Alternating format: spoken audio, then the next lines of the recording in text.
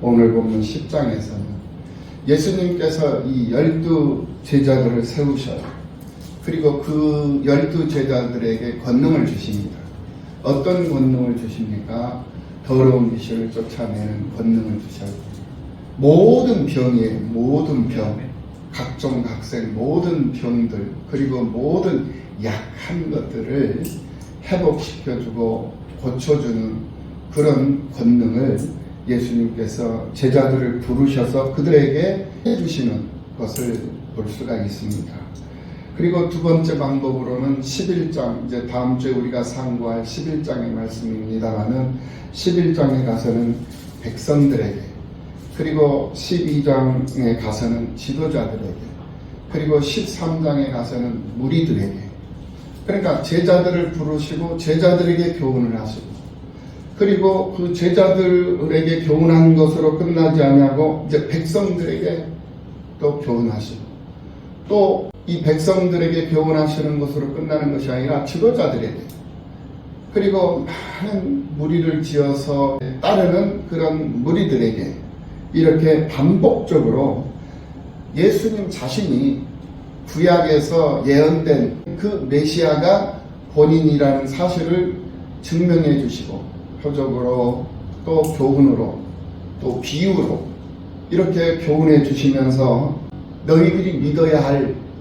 너희들이 그동안 바라고 소망하며 기다려왔던 그런 메시아가 바로 나다라는 사실을 보여주면서 나를 믿고 내 이름으로 무엇을 행하든지 그 행하는 그것은 그대로 이루어질 것이다 라는 것을 선포하시면서 교훈하고 계시는 그 모습을 우리가 확인해 볼 수가 있습니다. 예수님께서 택하신 백성들이나 12 제자들이나 지도자들이나 모두가 다 자기들만의 특징을 가지고 있는 사람들이었어요.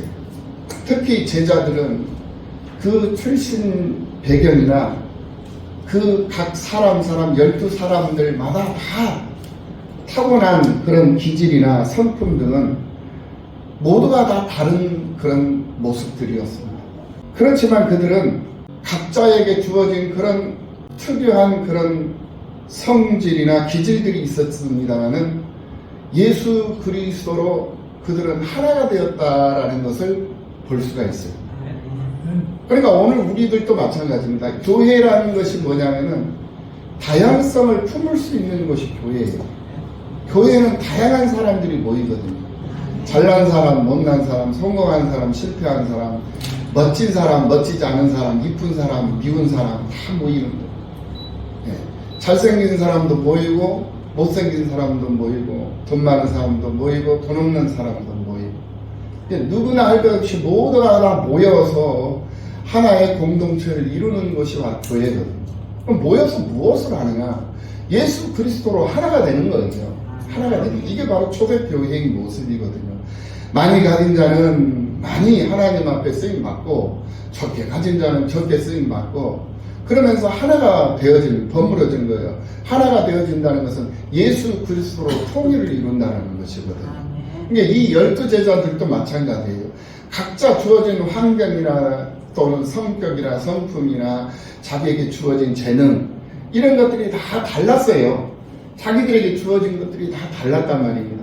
달랐음에도 불구하고 너는 왜 그 모양이냐, 너는 왜 이 모양이냐, 저 모양이냐 얘기하지 않았어요. 탓하지 않았어요. 따지지도 않았습니다. 묻지도 않았어요. 예. 그저 존중한 거예요. 예. 존중한 것이고 인정하는 거예요. 예. 서로가 서로를 인정하며 산다는 것이 얼마나 중요한 것인가를 여기서 우리가 다시 한번 생각해 볼 수가 있죠. 그래서 그 12 제자들이 모여서 예수 그리스도로 하나가 되었을 때 예수님께서 그들에게 권능을 주셨습니다. 어떤 권능을 주셨다? 각종 더러운 귀신들을 쫓아내는 권능을 주셨고, 또 모든 병을 고칠 수 있는 그런 권능을 주셨고, 또 약한 모든 것들을 또 회복시키고 고칠 수 있는 그런 권능을 주셨다라는 거예요. 예수 그리스도로 하나가 됐을 때 이런 권능은 분명히 나타나고 행사되는 줄로 믿습니다.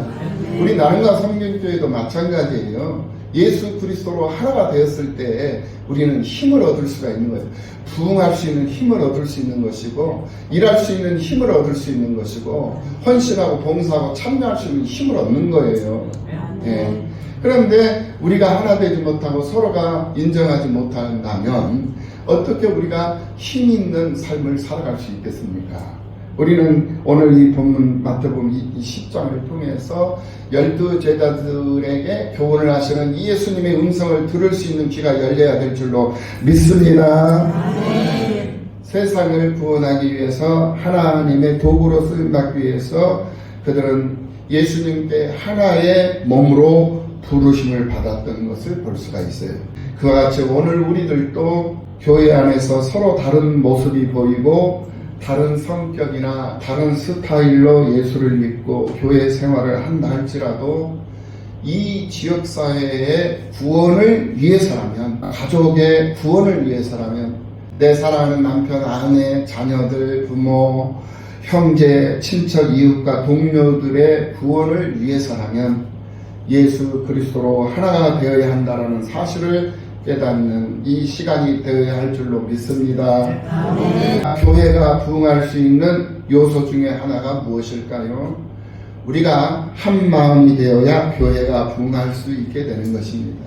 그렇게 될 줄로 믿습니다. 오늘 본문은 세 단원으로 나누어지는 것을 볼 수가 있습니다.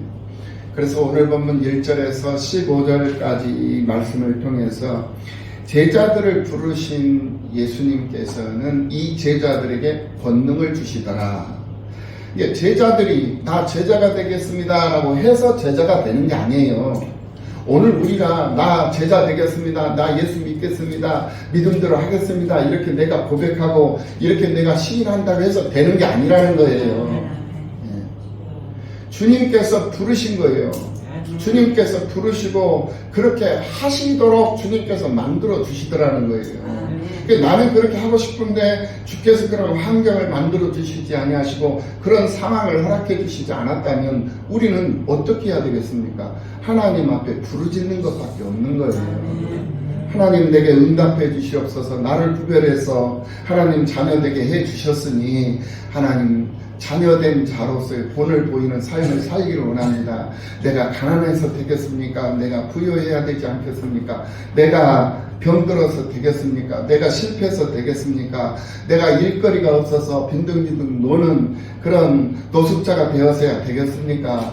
하나님 나를 통해서 영광을 받으시기를 원합니다. 하나님 앞에 끊임없이 기도하는 거예요. 하나님 앞에 끊임없이 기도할 때에 하나님은 놀라운 능력과 권능을 우리에게 허락해 주시는 줄로 믿습니다. 그러니까 부르시는 목적은 그들에게 권능을 주시기 위해서 부르신 거예요. 똑같은 거예요. 오늘 우리들도 마찬가지입니다. 오늘 우리들을 구별하시고 선별하신 목적이 뭐냐 이거예요. 우리에게 권능을 주시기 위한 목적이다라는 거예요. 그래서 우리를 부르신 거예요. 우리로 예수를 시인하고 예수 믿고 예수님의 자녀된 자로 제자된 자로 세상을 살 수 있는 길을 열어주셨단 말입니다. 아멘. 왜 그렇게 하셨느냐? 권능을 주시기 위해서 말입니다. 네, 이것을 우리가 분명히 인식하고 하나님의 말씀 따라 사는 성도들의 삶을 살아야 할 줄로 믿습니다. 아멘. 전도자가 취할 자세가 어떤 것인가를 예수님께서는 분명히 말씀을 하셨어요.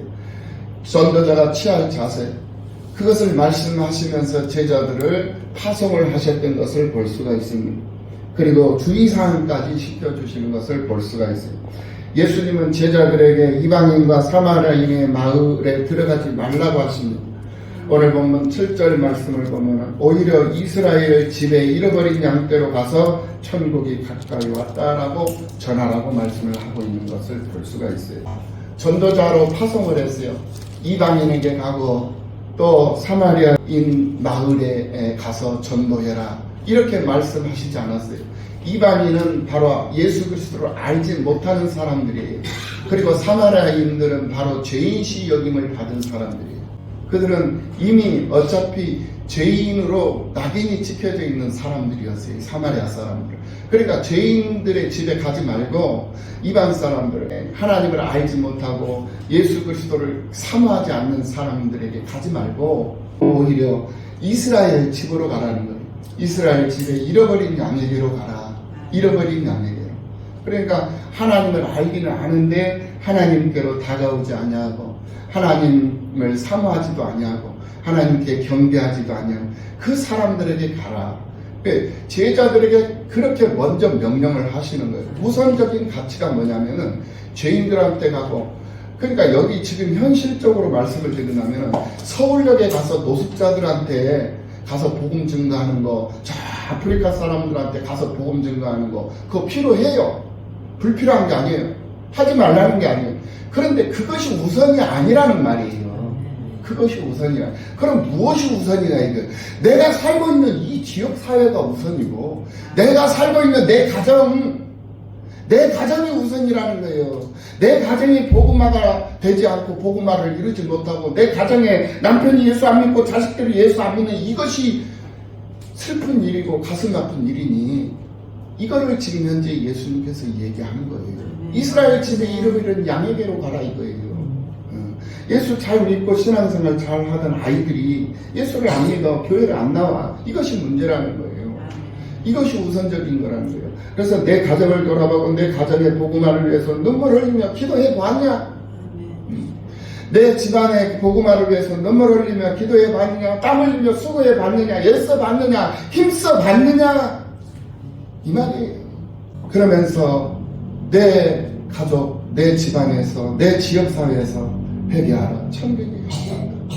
천국이 가까웠어. 그러니 예수 믿고 구원받으라. 라고 가족들 앞에서 모범적인 생활하고, 가족들 앞에서 정말 헌신적인 생활하고, 그리고 지역사회에서 모범적인 생활하고, 지역사회에서 일하는 그러한 교회, 일할 수 있는 교회, 쓰임받는 교회, 쓰임받을 수 있는 교회로 살아야 하는 거죠. 그것이 우선적인 것. 그것을 위해서 내가 너희에게 권능을 주마. 권능을 주마. 그러니까 내가 예수를, 내 집안에 내가 예수 믿는 사람이잖아요. 그러면 내가 내 남편을 위해서, 내 남편 다리에다가, 내 남편 머리에다가, 내 남편 가슴에다가 손 따뜻한 손 얹고, 내 남편 배우에다가 따뜻한 손 얹고, 그리고 기도하라는 거예요. 예수 이름으로 기도하라는 거예요. 내 아내를 위해서 기도하고, 내 남편을 위해서 기도하고, 내 자식들을 위해서 기도하라는 거예요. 여러분들 머문 자리 새벽 기도 하고 계시는지 모르겠네요. 여러분들 자리에서 일어나서 정말 눈 비비고 박차고 이부자리를 박차고 나가기 전에 그 자리에서 무릎 꿇고 1분이고 2분이고 3분이고 기도해요. 기도해요. 남편을 위해서 기도해요. 하나님 감사합니다. 오늘 아침도 이렇게 허락해 주셔서 감사합니다. 우리 남편 일터에 가서 건강하게, 사고 없이 건강하게 일 열심히 하고 건강한 모습으로 기도할 수 있게 해주세요. 라고 남편 들을 수 있게끔 기도해. 자식들 들을 수 있게끔 기도해. 내 자식을 위해서 기도하고 있는 그 어머니의 모습, 그 아버지의 모습을 보여주라는 거예요. 그런데 처음에 할 때는 여러분들이 참 쑥스러울 거예요. 그런데 그것이 한 번, 두 번 계속 하다 보면요, 익숙해집니다. 낯설지 않아요. 민망하지 않아요. 처음 하기 때문에 민망한 것이고, 처음 하기 때문에 낯선 거예요. 이것이 습관화된다면 거기에 하나님의 크신 권능이 임하는 줄로 믿습니다. 거기서부터 복음이 시작이 되는 거예요. 복음의 시작은.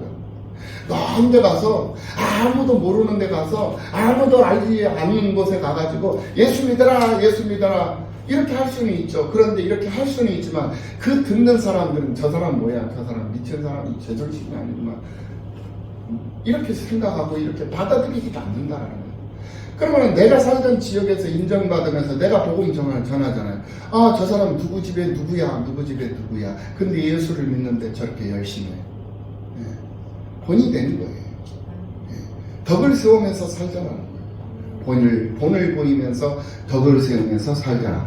이런 뜻으로, 이런 취지로 예수님께서 이 제자들에게 복음을 전하는 일에 전략적인 그런 내용들을 설명을 해주고 있는 것을 볼 수가 있습니다.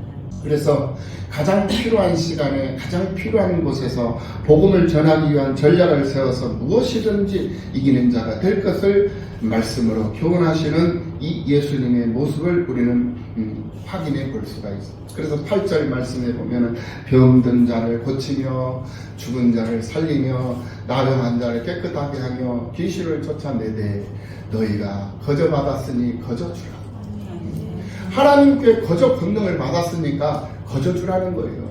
하나님께 거저 은혜를 받았으니까 거저 하라는 거예요. 봉사하는 것도 거저 하는 것이고 헌신하는 것도 거저 하는 것. 이것도 헌신과 봉사예요. 병든 자 고치는 거 자기가 능력이 있어서 병든 자 고치는 거 아니에요. 예수께서 다 능력을 주시기 때문에 가능한 거예요. 아멘. 그렇기 때문에 성령은 오르락내리락 들어왔다 들락날락 들어왔다 나갔다 하시는 이가 성령이에요. 왜? 살아계신 하나님이시기 때문에. 만약에 내 안에 들어와 계신 성령이 내가 죽을 때까지 한 번 들어온 성령이 죽을 때까지 들어와 계시면은 그 사람은 제대로 인생을 사는 사람이죠. 그런데 우리 사람은 24시간 성령이 내 안에 들어와 계시느냐? 그렇지 못할 때가 많아요. 내가 잠잘 때 성령이 나가실 수도 있고, 내가 다른 생각할 때, 돈을 생각할 때, 내가 남편을 생각할 때, 내가 자식을 생각할 때, 내가 명예를 생각할 때, 내가 친구를 생각할 때, 그때 나는 내 생각 속에, 내 마음 속에 예수가 없어요. 그때는 예수님이 내 안에 안 계셔요. 그러니까 순간순간적으로 들락날락 들어왔다 나갔다 들어왔다 나갔다. 이게 바로 살아계신 하나님이시기 때문에 그렇다라는 거예요. 그래서 성령께서 내 안에 예수님의 그 영이시잖아요. 하나님의 영, 아버지의 영이요, 아들의 영이 내 안에 오는 거거든요. 그 영은 뭐냐면은 행사하게 하고. 그래서 예수 그리스도 이름으로 명하노니 이 더러운 귀신아 물러가라, 이 더러운 병마야 물러가라. 그러면서 명령을 하고 그 하나님의 예수 그리스도의 그 권위로 그것을 행사를 할 때 그 질병이 고침을 받고 그 병마가 떠나감으로 해가지고 건강이 회복이 되고, 이런 놀라운 역사들이 얼마나 많이 나타납니까? 그게 바로 내 힘으로 되는 게 아니거든요. 예수 그리스도의 권능, 성령의 힘으로 말미암아 그런 일들이 가능하다라는 거예요.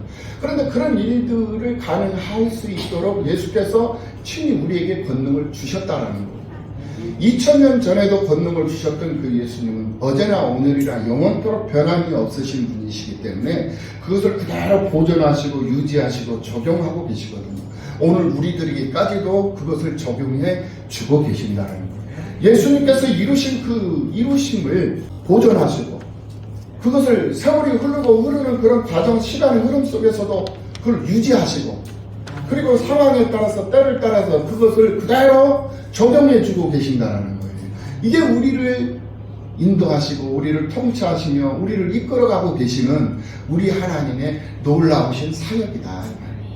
믿으시기를 예수님의 이름으로 축원합니다. 아멘. 그래서 너희는 거저 받았으니 거저 주라 라고 말씀을 하는 거예요. 보상을 원하지 말라는 거예요. 내가 교회 와서 헌신을 하고 내가 교회 와서 수고를 해. 내가 수고하고 헌신하는데 이에 따른 보상이 무엇인가? 이것을 바라지 말라는 거예요. 하나님께서 거저 은혜 주셨으니까 내가 쓰임받는 이 쓰임받는 것도 거저 하나님 주신 것 감사하여 건강 주셨잖아요. 재능을 주셨잖아요. 할 수 있는 어떤 남다른 특별한 그런 재능을 허락해 주시는 것은 그 사람을 통해서 하나님의 영광을 받으시기 위한 어떤 목적이 있기 때문에 그런 거거든요. 그러니까 그걸 주셨으니 하나님 앞에 봉사하는 거예요. 그냥 기부하는 거예요, 그냥. 예, 기부하면서 사는 거예요. 그래, 거저 받았잖아요. 거저 받았으니까 그렇게 한다라는 거예요. 그것이 바로 전도자의 자세, 제자들에게 복음을 증가하는, 천국 복음을 증가하는 전도자의 자세라는 것을 가르쳐 주고 있는 것을 볼 수가 있습니다. 예수님께서 나에게 맡긴 사역을 감당하는 동안 그 일에 대한 그 어떤 대가도 그 무엇도 결코 바라지 말 것을 말씀하고 계시는 말씀이라 이것입니다. 이것이 당신의 사람들을 향한 주님의 뜻이다. 할렐루야. 아멘. 하나님께서 벌레만도 못한 나를, 죄와 허물로 죽은 나를 거저 살려주셨고 은혜로 나를 구원해 주셨으니 나도 하나님께 거저 드려야 한다는 이 사실을 깨닫는 우리 모두가 다 되어야 될 줄로 믿습니다. 아멘. 오늘 본문 16절 이하 23절까지 말씀이 바로 두 번째 이제 본문으로 구분해 볼 수가 있습니다. 12 제자들에 대한 교훈을 통해서 믿음으로 사는 자는 핍박받을 각오를 하라. 핍박을 받을 각오를 하라. 라고 말씀하면서 천국 복음을 전파하기 위해서는 많은 지혜가 필요하다. 라고 말씀을 해주고 있는 것을 볼 수가 있어요. 그러니까 복음을 증거하고 복음을 따라 사는 것도 지혜롭고 순결한 모습으로 따르고 살아야 된다는 거예요. 지혜가 있어야 된다는 거죠. 지혜가. 예. 하나님 나라 백성들의 삶은 이 세상에서 언제든지 적대적인 세력을 만날 수 있다는 것을 우리는 알아야 합니다. 그래서 예수는 제자들에게 너희는 뱀같이 지혜롭고 비둘기같이 순결하라 라고 오늘 본문 16절에서 분명히 말씀을 해주고 있는 것을 볼 수가 있습니다. 지혜와 순결은 하늘로부터 오는 거예요. 천국 복음을 전파하며 복음의 유익을 위한 삶을 살다 보면 여러 가지 생각하지 못했던 그런 환경들이 우리에게 주어질 때가 많아요. 이것을 가리켜서 변수라고 하죠. 우리 살다 보면 어떤 변수가 일어날지 모르는 그러한 상황 속에서 우리가 세상을 살게 된다는 거예요. 그런 변수가 많은 그러한 인생을 산다 할지라도 우리는 두려워하지 말고 주저하지 말고 어떻게 무엇을 해야 할 것인가 염려하지 말고 오늘 17절 이하 19절에서 말씀하신 말씀처럼 사람들을 삼가고 그들이 너희를 공회에 넘겨준다 할지라도 그들이 회당에서 너희를 채찍질한다 할지라도 두려워하지 말라는 거예요. 염려하지 말라는 거예요. 너희가 총독들과 임금들 앞에 끌려간다 할지라도 두려워하고 무서워하지 말라. 그렇게 될 것이다. 그렇게 될 것인데 왜 그렇게 되어야 하는 줄 아느냐?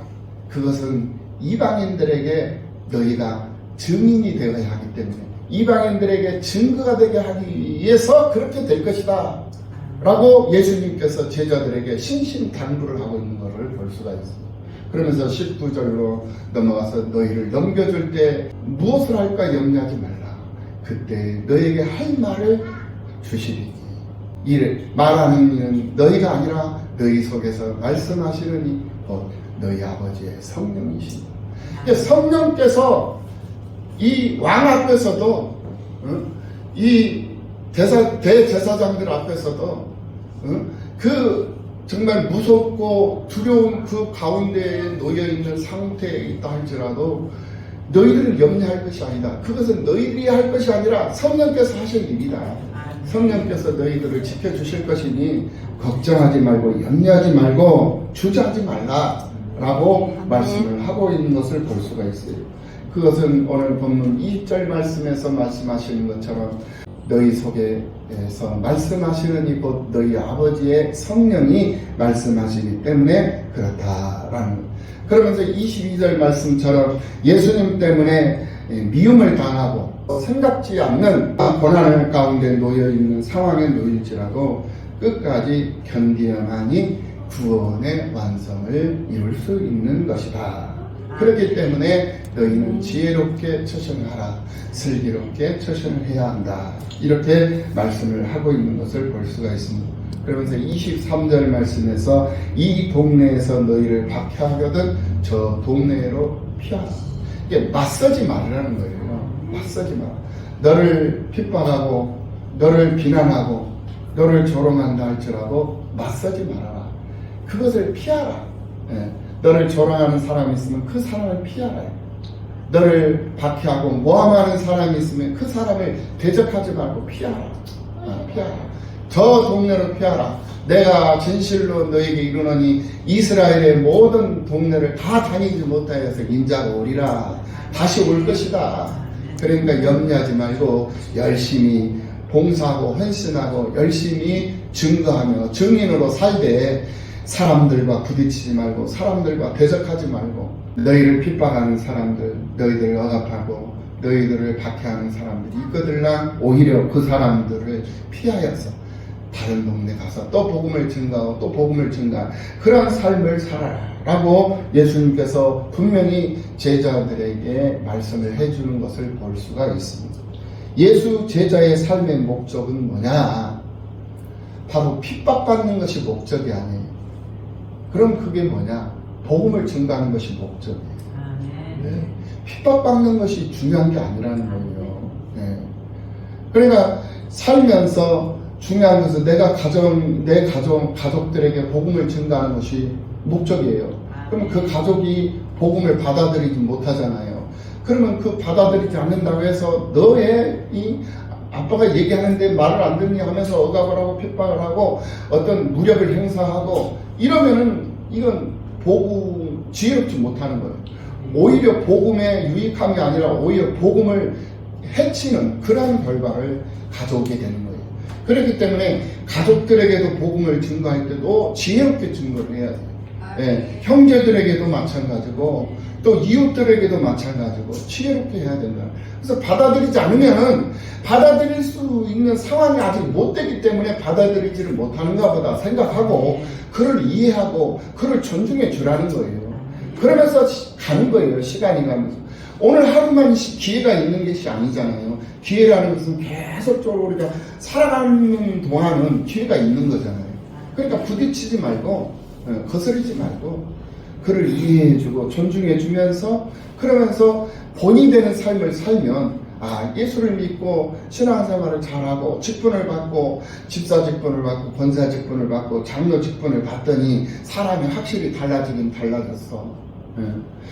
옛날에는 제사도 지냈는데 이제는 안수 집사 받고 장로님 받고 하니까 이제 제사도 이제는 정리를 하는구나. 그래 우리도 그냥 제사 지내지 말고 그냥 말씀으로 그냥 예배 드리고 찬송 부르면서 그렇게 살아야 되겠다.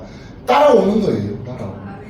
왜냐하면 본을 보이는 삶을 살기 때문에 따라오게 되어져요. 그리고 예수를 잘 믿으니까 형통하거든.